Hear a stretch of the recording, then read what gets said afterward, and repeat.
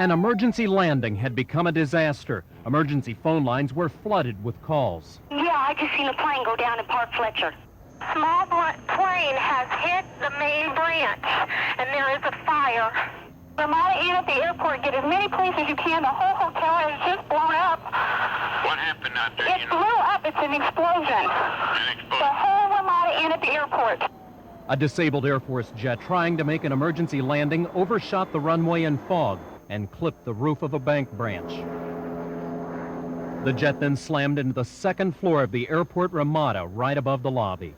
I saw the jet coming in. I saw an explosion, and after the explosion, I saw one parachute open up. And after the parachute opened up, the jet had come in, came off the bank here, Bank 1, and then went into the front of the hotel. And we ran out here to the front of the building, and of course the front of the building was just a mass of flames. And off to the east of the building, there was at least one person that was on fire, and they tried to get him down. I think they got him down about 3 times before they could actually get him physically put out. It's a real good thing that the fire trucks were able to get here as quick as they could. We're in here probably just a matter of 2 or 3 minutes. But even then, an out-of-control fire was sweeping through the 7-story, 155-room hotel. Before the crash, many people on the ground could see the jet was in serious trouble. When it really caught my eye, the plane was just kind of floating. Then I saw the explosion. The plane went down very, very fast. Then I saw the pilot eject and watched him come down. Did you see an explosion in the air before it hit? Yes, definitely. Very, very big explosion. Usually on the jet, you can see the exhaust coming out of the back of it, and I didn't see exhaust coming out. His wings were kind of tipping back and forth as if he was trying to keep control of it. It looked like he'd rode it out about as long as he could, and then, like I said, I saw the explosion from the canopy coming off the plane. Many of the 105 registered guests had checked out of the hotel by 9:15 in the morning. There was a staff of 20 on duty, and several people had arrived for meetings and seminars at the hotel, including this woman. We heard an explosion, turned around, seen a fireball, and some smoke come in the room, and I just ran out. 2 doctors were having breakfast in the hotel's Summerfields restaurant, very near the impact. Well, I was facing the window, and I saw the plane. It's a jet fighter, I think. And I thought it was landing, but it was landing very, very close to the hotel. But suddenly it hit the roof of the bank, and it slid very low. And just all I saw is a ball of fire, and everything shattered around us. The windows, the chairs. It was just, 50 feet away from us.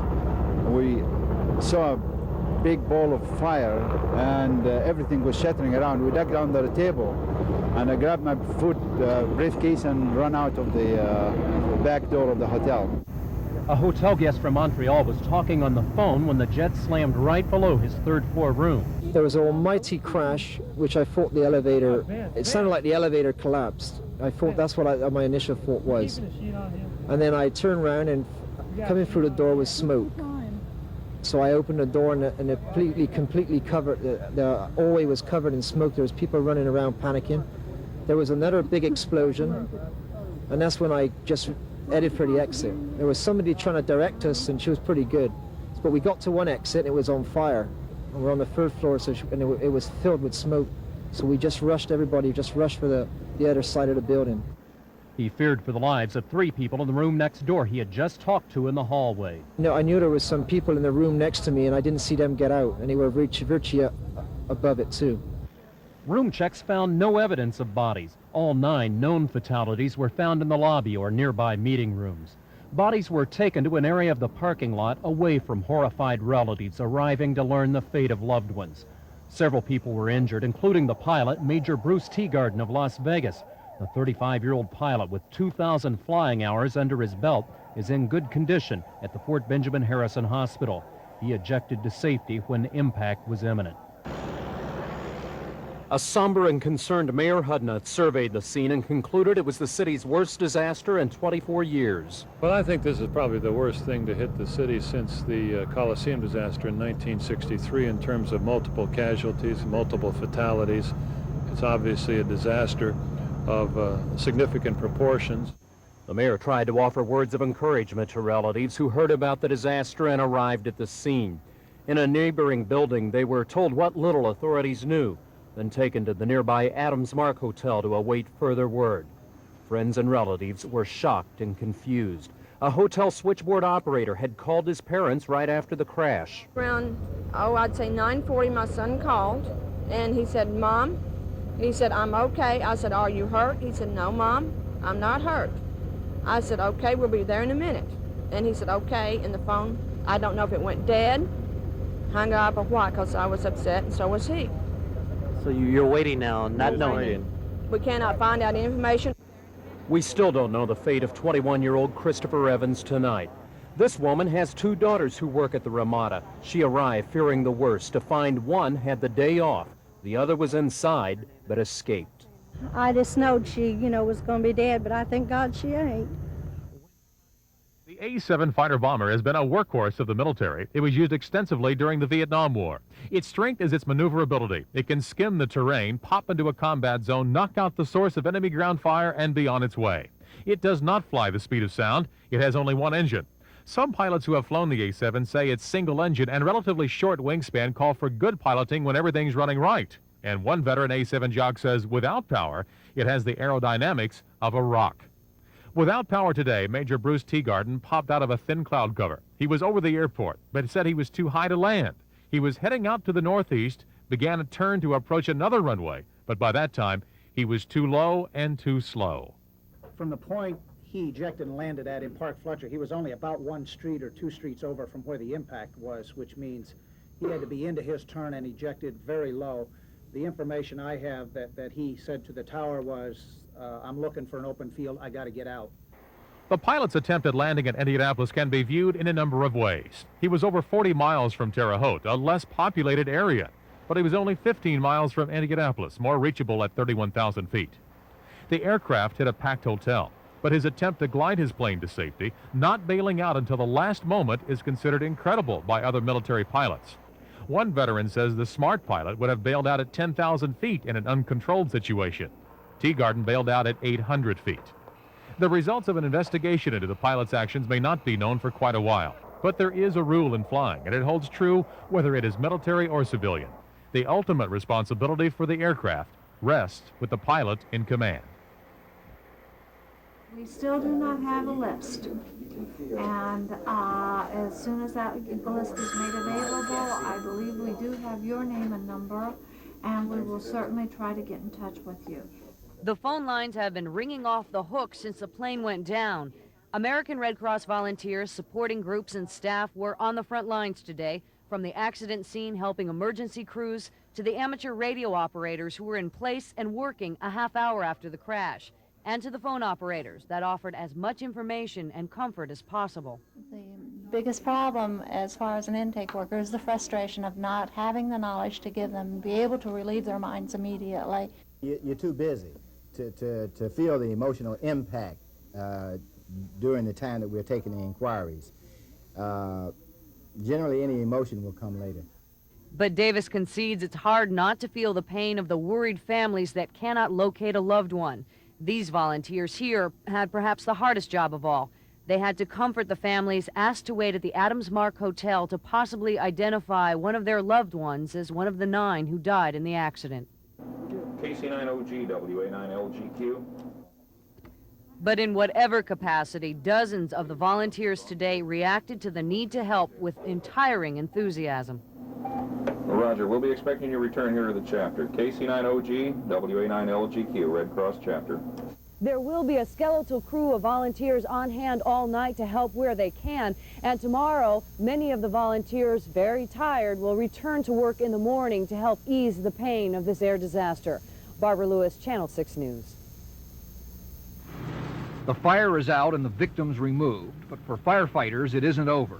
Seeing death and destruction on such a massive scale can put them under tremendous stress. And even those who've been there before say there's no way to prepare for what's about to be encountered. When we came around the corner, the first thing that the firefighters saw was a fireball and several floors burning, basically, and people outside who were actually on fire. The Indianapolis Fire Department Tactical Rescue Team pulled out most of the victims. Most had never seen anything like this. One man found 6 separate bodies. It can be very stressful. It's very important to try to keep your emotions within yourself to get the job done. I relied a lot upon support from a fellow firefighter. While searching for survivors, firefighters have to quickly disregard the dead and move on, but that can exact its toll later after time for reflection. We have 2 or 3 new personnel assigned to Station 7, fairly new on the job, that I could see, and in myself, you react to it then because your adrenaline's down and you realize you're dealing with these people that have been almost all almost burned beyond recognition. After living through a nightmare like this, many firefighters find themselves reliving the horror, try as they might to avoid it. It flashes back in your mind, you know, you wonder more about the person's family. You know, I was glad I didn't see any children. If I'd seen some children, then it would have really been bad. To prevent long-term emotional repercussions, some fire departments provide psychological counseling for their men who've gone through such a trauma. Some firefighters have already had counseling tonight. Others will have it in the days ahead. Norman Cox, Channel 6 News. It's not uncommon for emergency response teams to practice like this for disaster, making sure they are ready when and if disaster strikes. Today, that practice came in handy. When the Air Force plane crashed into the Ramada Inn, a master plan began, a plan that coordinates area fire departments, police agencies, and hospitals in Marion County. We did take the steps appropriate for the emergency disaster plan for Marion County. That plan has been something that's been established for several years, and we all practice that on a regular basis. Today is proven fact that plan does work for us. The airport fire department was already prepared for an emergency today, knowing in advance the pilot was in trouble and was trying to make an emergency landing. They were at the Ramada Inn about a minute after the crash. So they immediately diverted the equipment, went out the front of the airport, up the airport expressway, and was at the front of the hotel, we believe within less than 2 minutes, probably a minute and a half, however long it would take to get up the expressway to that area. Other fire departments, as well as state police and the sheriff's department, arrived quickly at the scene within minutes, wasting no time starting the monumental task of putting out the fire and helping the injured. This is when the practice pays off. Spittler says it's important to remember that this whole tragedy happened in a matter of 5 minutes, and he believes that when the investigation is said and done, one thing will be known for sure, that the quick response time from all the agencies involved kept the death toll down. Tracy Horth, Channel 6 News. Plane has hit the main branch, and there is a fire. Please dispatcher number 3. Hello, sir. I'm calling to report a terrible fire at the Ramada Inn on 465. Those were some of the first calls to area police agencies, alerting them to the crash of the small plane into the Ramada Inn and ensuing fire. Witnesses say they first saw the Air Force A-7 experience trouble just before the crash. I saw the jet coming in. I saw an explosion, and after the explosion, I saw one parachute open up. And after the parachute opened up, the jet had come in, came off the bank here, Bank 1, and then went into the front of the hotel. Then when it really caught my eye, the plane was just kind of floating. Then I saw the explosion. The plane went down very, very fast. Then I saw the pilot eject and watched him come down. Did you see an explosion in the air before it hit? Yes, definitely. Very, very big explosion. Investigators say the jet first clipped the roof of the Bank 1 branch right across the street from the hotel. After hitting the bank, the aircraft ripped into the second floor of the 7-story Ramada Inn, causing an immediate fireball and producing thick black smoke. We saw a big ball of fire, and everything was shattering around. We dug under the table, and I grabbed my briefcase and ran out of the back door of the hotel. No one inside the bank was hurt, and the pilot of the jet, 35-year-old Bruce Teagarden, ejected safely from the plane.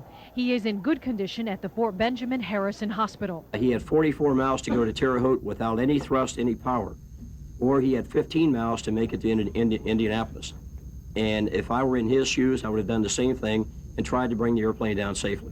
Nightfall may have slowed the investigative effort, but the U.S. military remains on the scene looking for answers. Investigators hope the light of a new day will also shine new information into the cause of this air tragedy. Marilyn Lease, Channel 6 News. The only people who reported for work at the airport Ramada Inn this morning were Air Force investigators, emergency crews, and the media. The displaced employees woke up to a very uncertain future. Ramada officials say they don't know whether they'll rebuild. We have no idea of the scope and size, magnitude of the damage to that property. The fire officials have really just been in there looking around to make sure that the area was secure. We have not been actually inside the building to see what may have happened to it. But here at the Ramada South Hotel, the job offers were coming in faster than the calls from the Airport Inn employees. Hi, this is Kathy calling you back from Ramada Inn South. And I understand you were looking for a housekeeping job? Okay, was there any side of town that you preferred to be on? Offers of assistance have been coming in from all over. All 40 members of the area's Hotel and Motel Association contacted their president, Bill Townsend. He says there are certainly more job offers than the 70 to 80 employees who lost their jobs in yesterday's tragedy. Everyone's profoundly distraught about what has happened, obviously, and we're just trying to do what we can now as fast as possible. The Ramada South Executive Office is acting as the employment command post, as they like to call it. Airport employees are asked to call in for a list of job openings. The fire has destroyed all employee lists and phone numbers, so they must call in. The service will be offered as long as it's needed. The minute the Red Cross was notified of yesterday's disaster, volunteers went to work. We still do not have a list. Answering phone calls from anxious relatives and friends looking for information about loved ones. KC9OG, WA9LGQ. Radio operators started using their gear to locate people who may have been at the Ramada. In all, 36 people volunteered their time all day yesterday and through the night, helping many people and answering 900 phone calls. The number of phone calls has dramatically decreased, enough so that the Red Cross staff is handling that on their own. But the need for volunteers on the second day of this disaster is just as important. Today, as the painstaking job of cleaning up the debris and gathering evidence started, the Red Cross had its trucks parked in the center of the activity, on the inside of the military barricade. Volunteers here again, providing something to eat and drink on this blustery fall day. Been pretty busy this morning? About 100 cups of hot chocolate. I don't know how much coffee. All the donuts gone. David McGuire has been a Red Cross volunteer for some time. Why do you want to volunteer? Basically, I just want to help out, with the disaster. My whole family does this. In fact, David's dad, Maurice, was at the Ramada today. He was here all day yesterday, too. We know there is a need. We know people are hurting. So they have to be taken care of. And this is what America's about. The Red Cross will continue to assist in any way as long as this investigation continues, whatever needs to be done. The reason Red Cross volunteers are willing to give up their time to help? This needs to be done. Somebody's got to do it. Tracy Horth, Channel 6 News. What if this was your room at the Ramada Inn? What do you do about your damaged clothing or other property? For that matter, what if you were just parked in the lot? The Air Force has some answers. A claim office has been set up, staffed by 4 attorneys and 4 claims examiners. We are here ready to respond to potential and actual claims, property as well as personal injury. Only 1 actual claim has been made, and the office has had 21 inquiries. This couple is working with a claims examiner on their damaged car. The Air Force is working closely with the Ramada Inn, which is primarily interested in taking care of guests' needs at this point. Up to $1,000 in immediate cash can be given to take care of current needs. We take the information they give us, and we're not holding things up for any sort of bureaucratic type process. We're taking basically people's word, what they have, and we're going from there, because obviously our concern at this time is to handle people as expeditiously and effectively as possible. Right now, the Air Force is taking claims at their emergency headquarters set up across the parking lot from the Ramada Inn. In a few days, when this office closes, there will be public notification of where claims can be made. The Air Force says it will be available for however long it takes. There are almost certain to be lawsuits filed because of the tragedy. They, as well as wrongful death claims, will be handled by the Department of Justice. There is a phone number those with potential claims can call. It is 317-243-5082. You can get information on exactly what procedure to follow. So far, no lawsuits have been filed, but the acting U.S. attorney for this district says the time limit on those is 2 years. Linda Lupier, Channel 6 News. The accident scene is still being guarded by armed military personnel, but the area they've secured became steadily smaller as Air Force investigators removed evidence of the crash. Part of the plane's landing gear was taken from the street, the wing structure from the top of the canopy of the hotel lobby. Smaller parts of the plane were found in the hotel as high as the 5th floor. The parts will be, we'll start, as you can see, start to pick them up today, and we'll be moving some to a storage area, and I don't know where that is yet, where they'll be used for analysis of the accident. Other parts will be shipped off to Air Force labs and technical labs to try to determine causes for the engine failure and those kinds of things. As the cleanup here continued, Air Force officials reported the pilot of the jet fighter had attended a funeral of a friend while on his training mission to Pittsburgh. But they said that still wasn't personal business because the funeral was for an Air Force officer. They also revealed that after Major Bruce Teagarden ejected from his plane and as he floated to the earth, he watched all the damage his plane was doing on the ground. But authorities said again today that he could have done nothing to prevent it. He was doing the best he could to find an area where there wouldn't be people. Had he jumped out above the overcast, that airplane could have gone anywhere. It could have been downtown. So he was doing the best he could. They're asking for all Ramada Inn employees to gather underneath the tree across Bradbury, north of the Ramada. While the first chapter of this city's worst air disaster was unfolding, while lives were lost, families were torn apart, and a rescue operation was underway, in a little bungalow on the west side, a Ramada Inn employee who should have been at work was in bed. She overslept. I'm just calling to tell you I'm alive. 24 hours later, 21-year-old Sheila Carson finally got around to calling the Red Cross number to let emergency response officials know she was not among the victims. Her mother called her good fortune the work of a higher authority. I thank God. I thank God that she's okay and that she'll be able to, continue on. Continuing on is also on the agenda of Ramada Inn employee Tanya Alberts. She was at a doctor's appointment when the plane fell out of the sky. I'm the sales secretary, and our sales office is located off the left-hand side of the lobby. It's adjacent to the front lobby. So they said the plane went in 75 feet. I'm within the first 20 feet of the lobby. In the time that has passed since the crash and burn, Carson thinks often of her co-workers and her future. Shocked and lucky to be alive, because I got a lot of living to do. When you take a look at the charred remains of the Ramada Inn, it reminds you of the old phrase that in life, everything is timing. In the case of Sheila Carson, she can bet her life on it. Derek Thomas, Channel